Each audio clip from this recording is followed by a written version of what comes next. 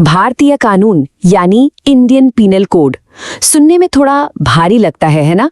पर क्या हो अगर हम इसे एक कहानी की तरह समझें, एक क्रिमिनल गैंग की कहानी जिसके हर कदम पर कानून की एक नई धारा सामने आती है। तो चलिए शुरू करते हैं और देखते हैं कि कैसे छोटे छोटे जुर्म मिलकर एक बड़ी क्राइम स्टोरी बन जाते हैं। कहानी शुरू होती है एक शांत रात से। सोचिए, अंधेरा घिर चुका है, गलियों में एकदम सन्नाटा, और तभी इस खामोशी को चीरती है एक आवाज, एक गिरोह की आवाज जिसने शहर में दहशत का पहला बीज बो दिया। तो ये है हमारी कहानी का पहला पड़ाव, एक गिरोह की शुरुआत। कहते हैं ना, हर बड़े आतंक की जड़ें छोटे छोटे अपराधों में होती हैं।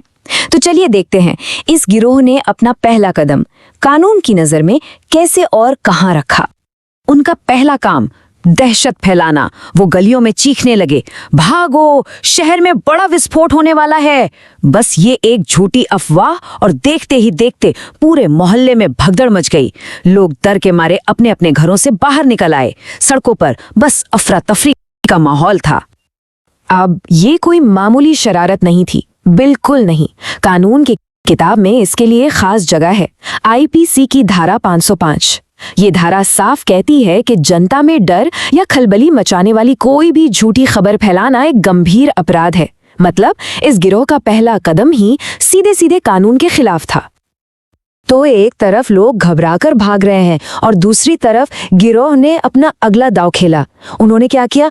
पत्थर और लकड़ियां डालकर जो मेन सड़क थी उसे ही ब्लॉक कर दिया। अब सोचिए, भागने का रास्ता ही बंद कर दिया। लोगों का निकलना नामुमकिन हो गया। और ये कानून की नजर में एक और जुर्म था। कोई भी पब्लिक रास्ता रोकना या वहां किसी भी तरह का खतरा पैदा करना, ये आता है आईपीसी की धारा 283 के अंदर। ये इसका सीधा सीधा उल्लंघन था। तो देखिए कहानी कहां से कहां पहुंच गई। सिर्फ दहशत फैलाने से शुरू होकर अब वो लोगों की जान को सीधे खतरे में डाल रहे थे। चलिए अब कहानी के दूसरे हिस्से में चलते हैं, जुर्म का सिलसिला। अब तक तो बस दहशत का खेल था, पर अब कहानी में एंट्री होती है पैसों के लालच की, और ये गिरोह एक ऑर्गेनाइज्ड क्राइम सिंडिकेट में बदलने लगता है। तो पैसों के लिए उन्होंने क्या रास्ता चुना? सरकारी स्टैंप की जालसाजी। जी हाँ, उन्होंने नकली स्टैंप बनाने का धंधा शुरू कर दिया। उन्हें बनाकर बाजार में बेचना। मकसद साफ था, जल्दी से जल्दी अमीर बनना। यहाँ कानून की एक बहुत दिलचस्प बात सामने आती है। कानून जालसाजी के सिर्फ एक हिस्से को नहीं, बल्कि हर पहलू को पकड़ता है। देखिए, नकली स्टैंप बनाना वो आता है धारा 255 में। अगर कोई बनाकर सिर्फ अपने पास भी रखता है तो वो धारा 259 के तहत मुजरिम है। और अगर कोई ये जानते हुए कि स्टैंप नकली है उसे असली बताकर इस्तेमाल करता है तो वो धारा 260 का अपराधी है। मतलब बचना नामुमकिन है।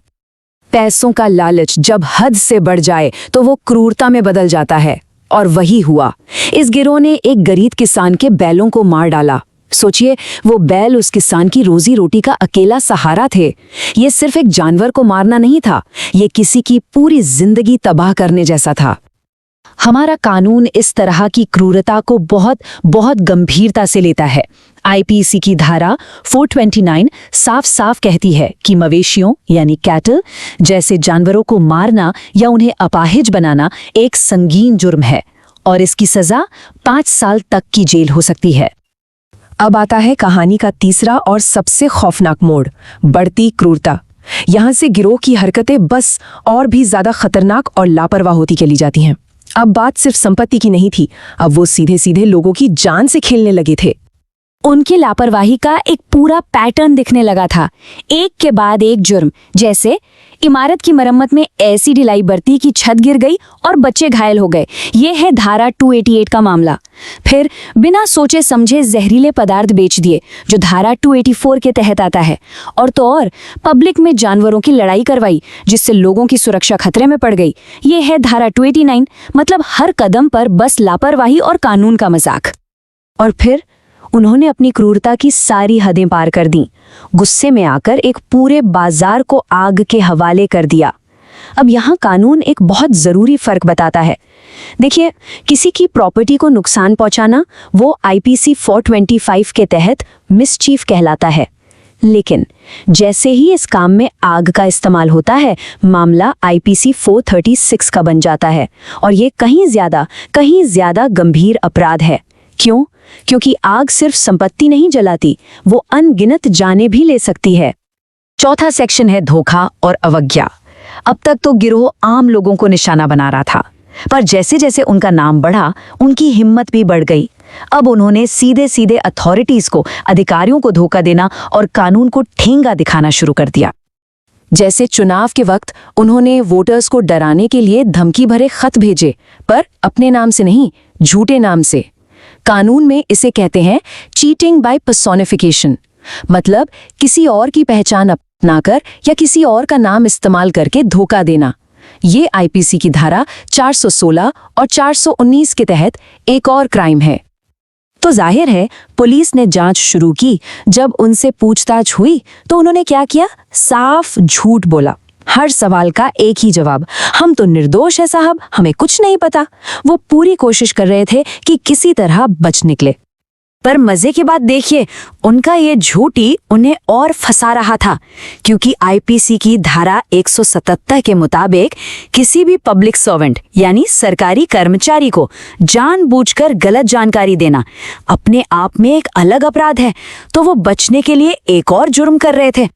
और बात यही नहीं रुकी, उनकी हिम्मत इतनी बढ़ चुकी थी कि जब पुलिस ने शहर में कर्फ्यू लगाया तो इस गिरोह ने खुलेआम उस ऑर्डर को तोड़ा। ये सीधी कानून को चुनौती थी और इसके लिए भी एक धारा है, आईपीसी 188। किसी पब्लिक सर्वेंट के कानूनी ऑर्डर को ना मानना भी एक सजा का हकदार है। और अब कहानी अपने आखिरी पड़ाव पर पहुंचती है। सेक्शन 5, इंसाफ का पल। क्योंकि हर अपराध की कहानी का एक अंत तो होता ही है। अब वक्त आ गया था कानून और इस गिरोह के बीच फाइनल शोडाउन का। वो एक तूफानी रात थी, हवा में सिर्फ सायरन की आवाज गूंज रही थी। पुलिस ने उनके अड्डे को चारों तरफ से घेर लिया था और फिर पुलिस ने रेड कर दी। गिरोह के लिए भागने के सारे रास्ते बंद थे। गिरोह का लीडर पकड़ा गया और जैसे ही इंस्पेक्टर ने उसे हथकड़ी पहनाई, उन्होंने कहा, अब तुम कानून के शिकंजे में हो। बस उसी पल में उनके सारे गुनाहों का लंबा चैप्टर खत्म हो गया।